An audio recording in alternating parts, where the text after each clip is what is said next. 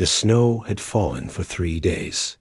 Thick white snow, covering the trees, the river, and the little broken-down cabin at the edge of the forest. It was so cold that even the wind seemed to hurt. The cabin had no door, only an old blanket hanging in its place. Inside, Lila May sat near a fire made of broken wood and dried grass. Her lips were cracked. Her stomach ached from hunger. Layla May was just 19. Her dress was torn. Her shoes had holes. Her hair was full of snowflakes. She had no food, no money, and no one in the world who cared if she lived or died. Her father had died in a mine accident. Her mother had passed from sickness last spring. The man she trusted, Jed, the trader, had promised to take her west and give her work. But he left her alone in this place, took her money, and never returned. Now she was here, cold, weak, and scared. The fire was small, and her body shook under a thin shawl. She hadn't eaten in 2 days. There was only one crust of bread left, hard as a stone. She cried a little when she looked at it, but she didn't eat it. She was saving it for tomorrow, just in case there was no tomorrow. That morning, she stepped outside the cabin and fell into the snow. Her legs could no longer carry her. Her breath was short. Her body felt light, like it wanted to float away, and that's when she saw him.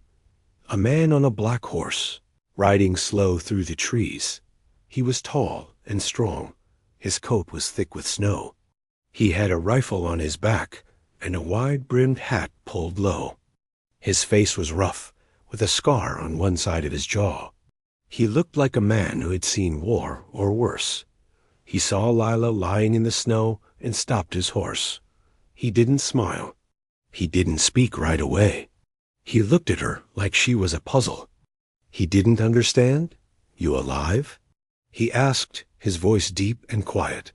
Lila nodded, barely. He got down from his horse and walked to her. His boots crunched in the snow. He knelt beside her and touched her hand. It was ice cold. "You're freezing," he said. I'm fine," she whispered, though she was not fine at all. He didn't argue. He took a blanket from his saddle and wrapped it around her. Then he picked her up in his arms, like she weighed nothing, and carried her back into the cabin. "My name's Wade," he said as he placed her gently by the fire. "Wade Harlan." Lila didn't answer. She didn't know what to say. She had seen men before, many kinds of men, and most of them had wanted only one thing. He fed her some of his dried meat. He melted snow in a pot and gave her water. He made the fire stronger, added real logs, not just twigs. The warmth came back slowly to her body, but the fear stayed in her heart. Why was he helping her? That night she didn't sleep much. She watched him from the corner of the cabin. He sat near the fire, sharpening a knife with slow, careful strokes.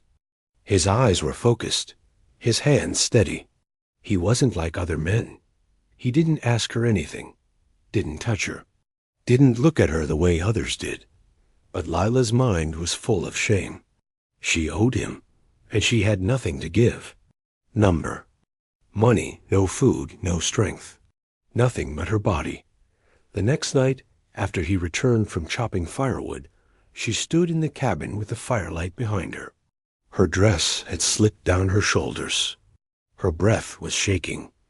"If you want, if that's why you helped me," she said softly, not looking at him, "you can take me. I got nothing else to offer." Wade stopped moving. For a long moment, the cabin was silent. The fire crackled, and the wind howled outside. Then Wade stood and walked slowly toward her. He didn't touch her skin. He didn't look at her body. Instead, he gently pulled the dress back over her shoulders and tied it shut. "You ain't a thing to trade," he said, his voice low. "You're not a bargain. You're a person." Leela looked up at him, her eyes full of tears. "But I'm no one," she whispered. "No family, no home, just dirt and bones. "You're alive," he said, "and that's enough." She began to cry, not from pain, but from something she didn't understand. No one had ever told her she was worth anything. No one had ever protected her honor like that. Wade didn't walk away. He knelt in front of her, like a man giving a promise. "You can stay here," he said, "until the snow melts, until you're strong again. Then you can decide where to go, and who you want to be." Leela nodded slowly, her lips trembling. He gave her space. He didn't ask for thanks. He just went back to the fire. The snow didn't stop for another 4 days. Cold winds rushed through the trees and beat against the little cabin. But inside, the fire stayed strong. Wade made sure of it. He chopped wood every morning, even when his boots sank deep into the frozen ground. He kept the pot full of hot water and fed Lila with whatever he had left, dried meat, old oats, and wild berries he found under the snow. Lila started to grow stronger. Her cheeks weren't so pale now. She could stand without falling. Her hands didn't shake when she buttoned her coat. But something inside her still felt broken. Even when she smiled, it never reached her eyes. Wade didn't ask about her past. He didn't try to make her speak. But Lila saw him watching, sometimes quiet, thoughtful, as if he could hear the pain she never said out loud. One morning, while he boiled snow for tea, she asked softly, "Why are you alone out here?" Wade looked up. His gray eyes seemed to darken. "Because I don't belong nowhere else," he answered. He didn't say more. He didn't have to. Lila nodded. She understood that kind of loneliness. She lived it every day. Days passed, and the silence between them grew more comfortable.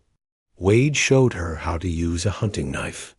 He taught her how to make traps for rabbits, how to check if firewood was too wet, and how to look for fox tracks in the snow. "You learn fast," he told her once. Lila smiled. "I had to." At night, she would sit by the fire while Wade cleaned his rifle. Sometimes he told her small stories about riding through Texas, about the stars over Arizona, about a boy once raised by a preacher who wanted to be a gunslinger. "That boy was you?" she asked. Wade chuckled. "Ain't no other fool like me," he said. But Lila could see the sadness in his laugh.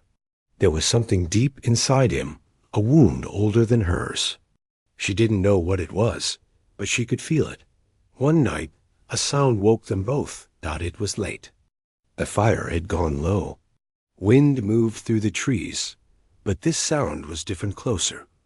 A crunch of boots on snow. A shadow at the window. Wade moved fast. He grabbed his rifle and pulled Lila behind him. "Stay down," he whispered. Cabin door creaked open. A tall man stepped inside. He wore a long coat and a brown hat, his boots wet from snow. Behind him came 2 others, rough men with cold eyes and guns at their belts. Well, the first man said, looking around. Didn't expect to find company." Wade's hands were steady on the rifle. "You're on private ground," he said. "Ain't nothing here for you." The man laughed.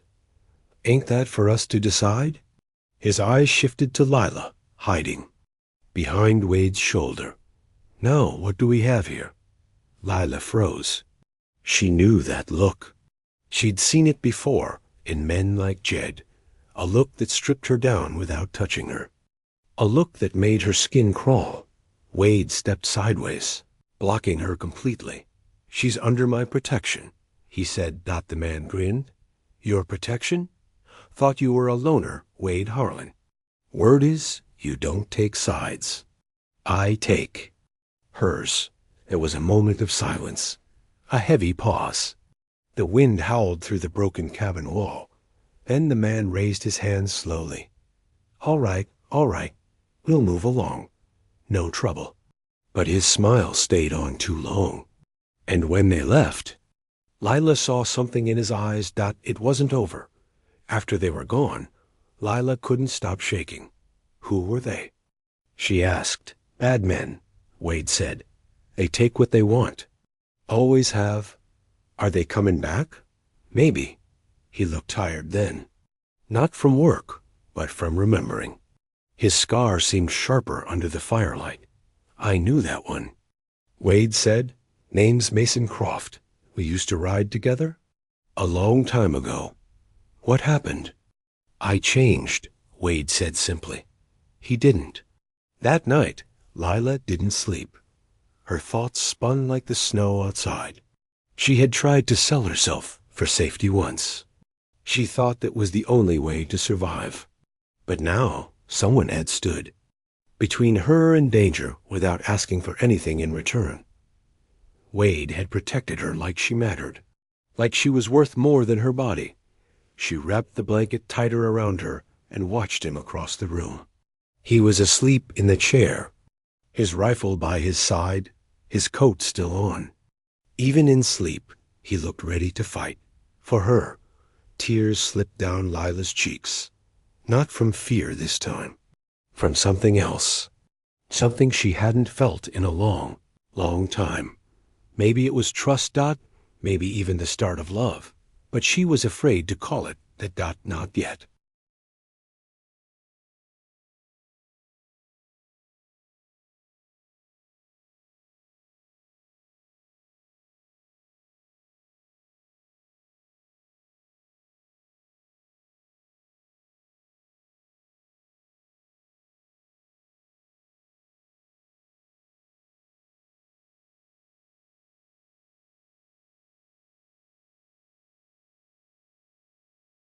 The snow finally stopped after 9 long days.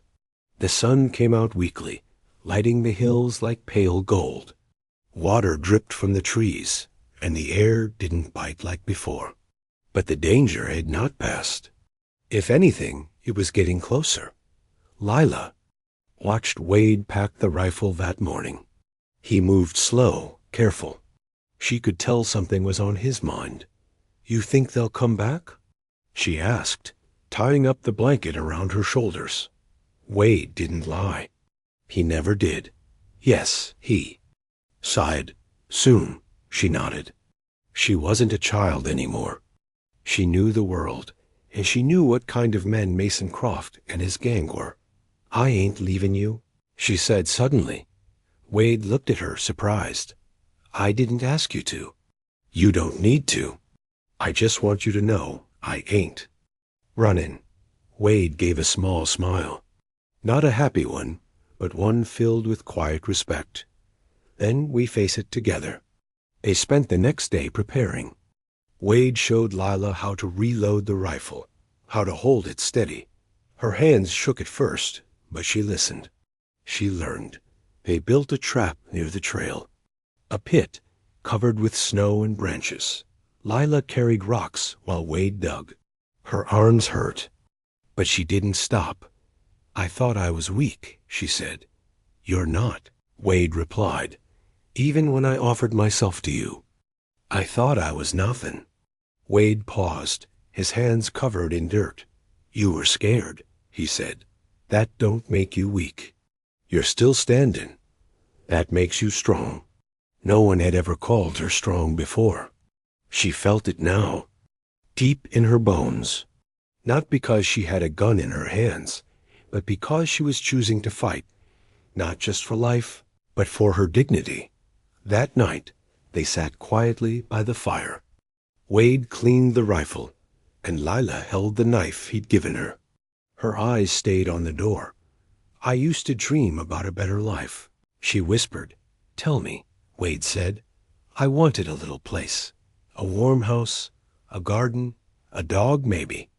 I used to imagine someone sitting at the table. Someone who didn't hit me. Someone who didn't look at me like I was something to buy. Wade listened every word. He didn't interrupt. His eyes never left hers. Then life came and took all the dreams away, she said. Wade nodded slowly. Sometimes it does that. But sometimes ... it gives something better. She looked up, her voice soft. Like what? Like a second chance, he said. Lila felt something shift inside her. Not just hope, not just safety, but a deep, quiet feeling that she was no longer alone in the world. At dawn, the dogs barked in the woods. They didn't have dogs. That meant trouble. Wade was already on his feet, rifle loaded, voice calm. "It behind the crates," he told. "Leela, stay low. Don't fire unless you need to." 3 men came into view. Mason Croft was one of them. He had a mean smile and a cold look in his eyes. "I told the boys," Mason called out, "we'd come visit again." Wade stepped out of the cabin with his rifle aimed steady. "You're not welcome here. This ain't about welcome," Mason said. "It's about what's owed. I owe you nothing." Mason tilted his head. "You sure? That girl. Inside, she ain't your wife. She ain't your kin. You protecting her out of kindness or something else?" Wade didn't flinch. "She's worth more than you'll ever be." Mason's smile turned to ice. "You always were a fool." "Wade," he said, "standing in front of a woman like she's gold. But gold don't cry. Gold don't beg." Wade's jaw tightened. His voice was like steel. "You take one step closer, and you'll find out how much I changed." There was a beat of silence. Then one of the men moved. The gunshot rang like thunder. Wade fired first. The man dropped. Screaming, his leg hit. Lila screamed from behind the crates, but she didn't freeze. She grabbed the extra bullets. She kept her head low. She did everything Wade taught her. More gunshots followed.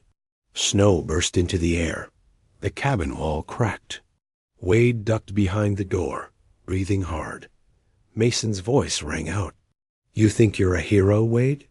That girl's gonna die because of you. She's already lived more than you ever will."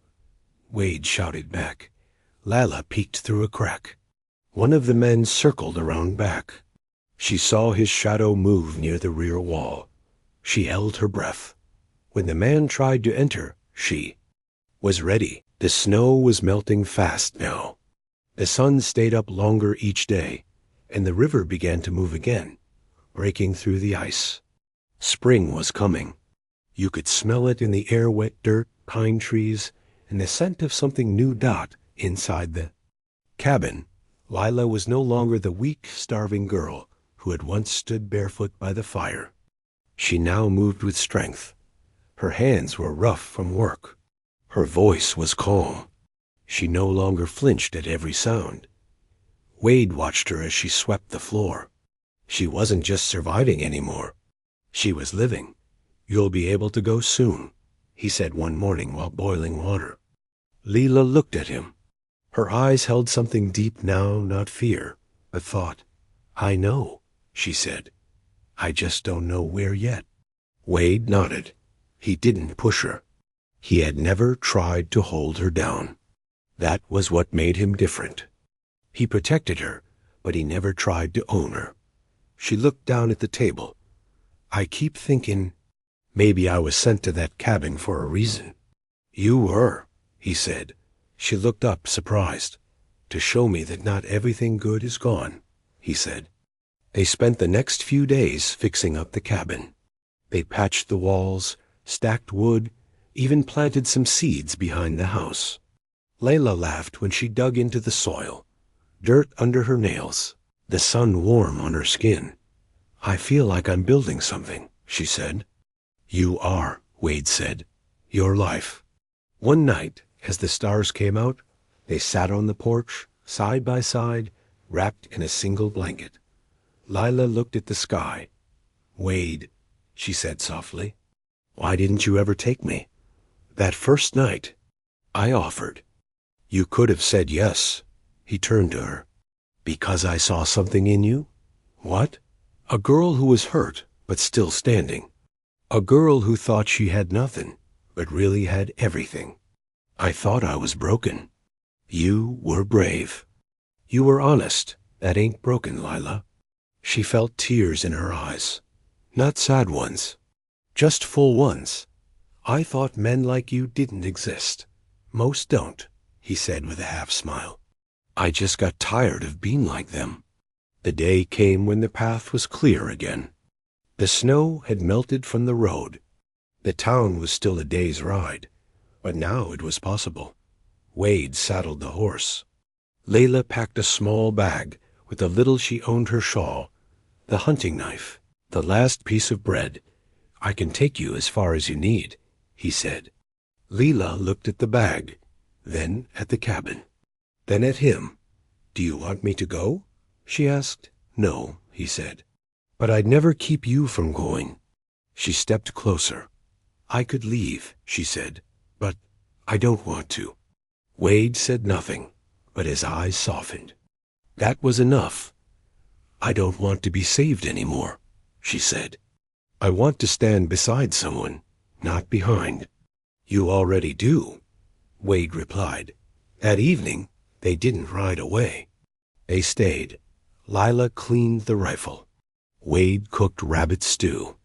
They sat by the fire like they had so many nights before, but this time it was different. This time it felt like home. Lila looked around the cabin. It was still small, still old, but now it held life. Her life. I used to think I'd never be worth anything, she whispered. You were always worth something, Wade said. You just needed someone to remind you. She touched his hand. You reminded me. But more than that, you let me grow. Wade took her hand in his. His rough fingers wrapped around hers, not to control, but to hold. We both grew, he said. They didn't need a wedding. They didn't need a preacher or a ring. What they had was something stronger. Respect, kindness, truth. It was the kind of love that didn't burn fast and die. It stayed, like roots deep in the ground. Weeks passed. Lila planted flowers by the window. Wade taught her how to ride. She taught him how to smile again. She never offered herself again, not because she was afraid, but because she didn't need to prove her worth. He never asked for her body. But one day she gave it to him, not in shame, not in trade, but in love. Wrapped in his arms beneath the soft flicker of the firelight, Lila didn't feel like a broken girl anymore. She felt like a woman, a strong woman, one who had survived the storm, one who had chosen her path. Sometimes the neighbors would talk. People in the town whispered about the girl who lived with the quiet man in the hills.